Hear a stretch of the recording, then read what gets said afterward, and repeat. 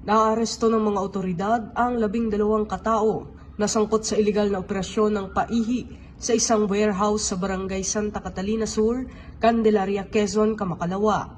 Ayon sa ulat na natanggap ni Quezon Police Provincial Office Director Police Colonel Romulo Albacea, nakumpiska ng composite team ang mga hinihinalang lalagyan ng gasolina at methanol, 4 na tanker truck at iba pang ebidensya na tinatayang nagkakahalaga ng 5.4 milyon pesos.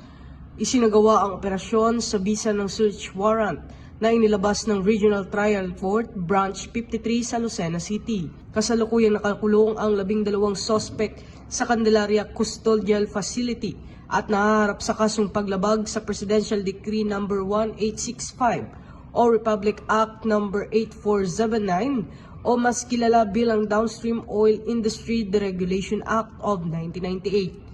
Ito ang bagong PNP para sa bagong Pilipinas, serbisyong mabilis, tapat at nararamdaman.